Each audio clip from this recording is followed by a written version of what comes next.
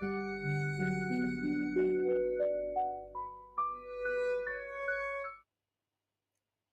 lovely afternoon and thanks for joining us on the news at noon. My name is Grace Wafo. President Bola Tinubu on Wednesday commissioned the Northwest Digital Industrial Park in Kano, which was vandalized during the End Bad Governance protest in 2024. President Tinubu was represented at the commissioning ceremony by the Minister of Communication, Innovation and Digital Economy, Dr. Bosum Tijani. In his address, the minister expressed the need for the youth in the state and the country at large to use these opportunities to tap from the various opportunities across the globe. He said that the project under President Bola Tinubu's Renewed Hope agenda can serve as a difference between poverty and success in the life of youth who properly utilize the opportunities. The minister lamented over the vandalization of the Digital Industrial Park during the August 1st protest, after all that had been put in place awaiting the commissioning. He decried it as a painful seeing that the destruction, he described it as painful, seeing that the destruction of the place was perpetrated by young people, but however, did not allow the agony and the anger of the destruction to deter him. He further spoke on the mission of the program, explaining that it is meant to create 3 million technical talent among Nigerians on digital skills so that they can have access to the world and develop. He urged the young people, parents, guardians, and others to protect the Digital Industry Center and liken it to an edifice which goods can be reaped from it in the future. In his remarks, Kano State Governor Abba Yusuf, represented by his deputy Absalam Gwazo, declared that the state would ensure that 300,000 youths are trained in digital skills by the year 2027.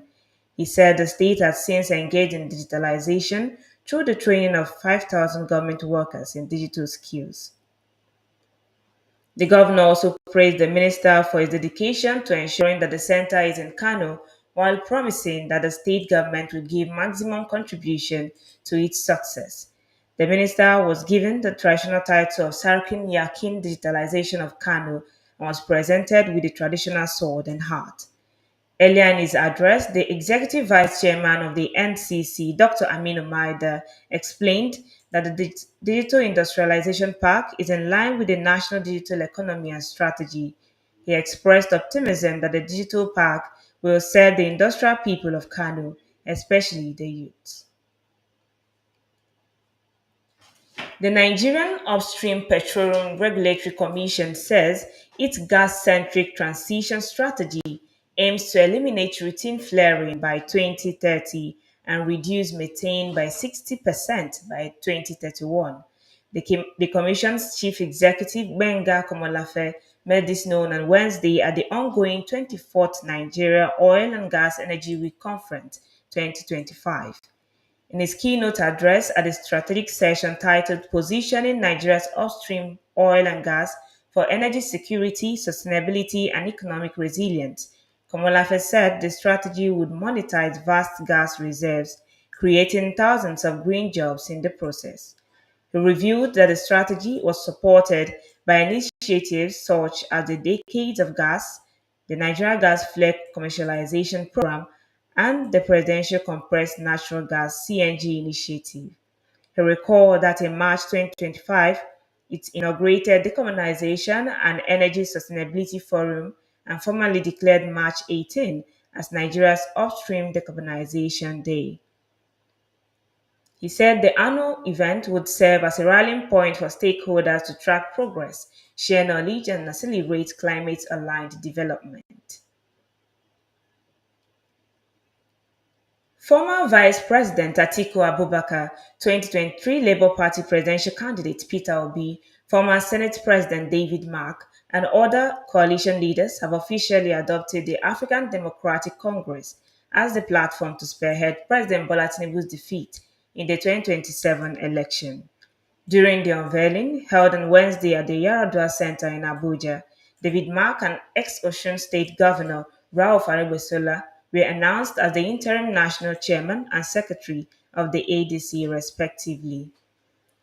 Meanwhile, ADC's 2023 presidential candidate Dumebi Kachuku and other members of the party's old bloc criticized Atiku Obi and others, accusing them of hijacking the party and claiming they lacked the capacity to lead. In a separate response, the PDP acting national chairman Umar Damagum maintained that the party remains united and warned that there would be consequences for members undermining the PDP in the name of a coalition.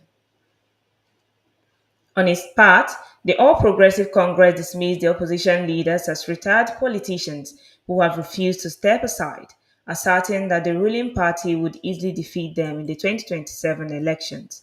In his acceptance speech, the newly interim national chairman of the ADC, David Mark, acknowledged that the effort of the 2027 coalition to unseat Tinubu will be challenging.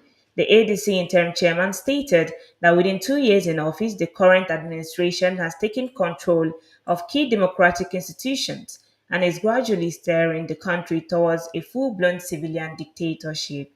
Mark stated that Nigerians deserved a government that ensures their safety and makes them feel secure in their own homes. He emphasized the readiness of the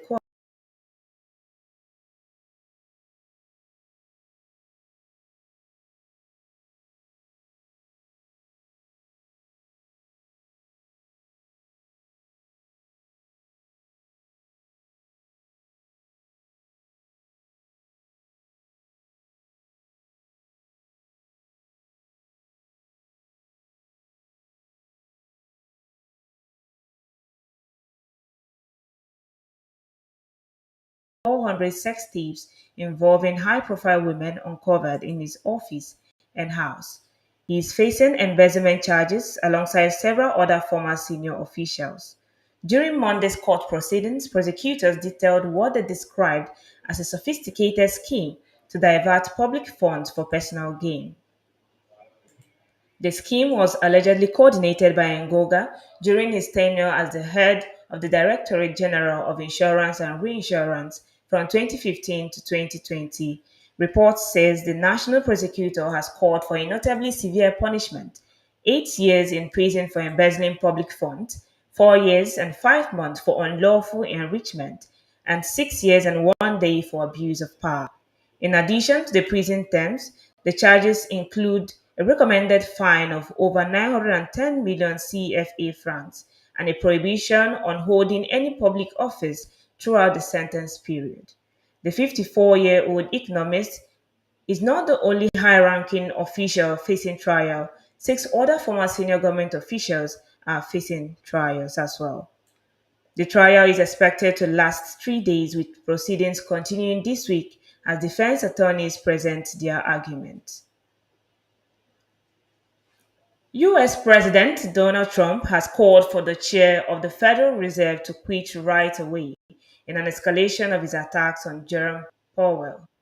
Trump made this known in a post on his Truth Social platform.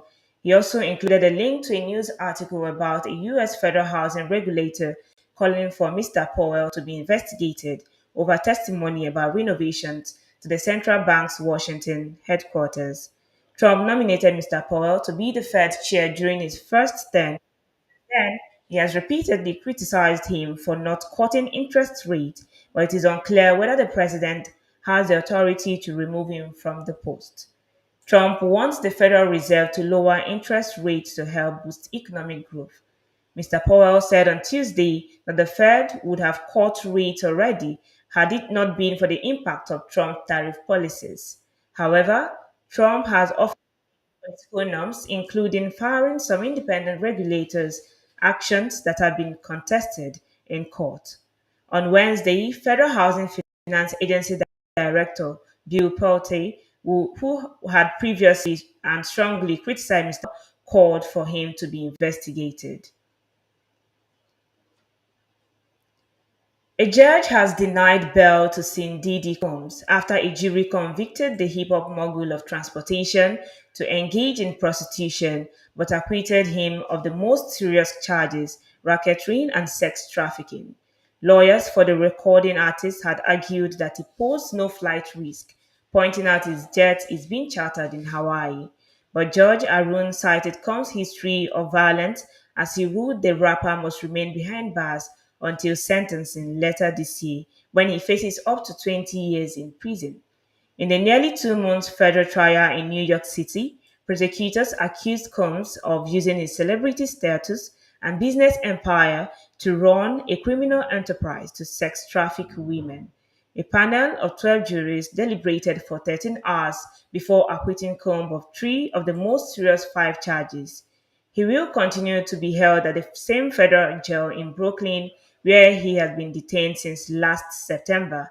The sentencing was tentatively scheduled for 3rd October. And now from the world of sports. Liverpool and Portugal forward Diogo Jota has died at the age of 28 following a tragic road accident in Spain. The fatal crash occurred on the A52 motorway near the municipality of Palacio de Sanabria in the province of Zamora. Jota, born in 1996, was a key figure for both Liverpool FC and the Portuguese national team. The news of his sudden passing has sent shockwaves through the footballing world and beyond. Jota was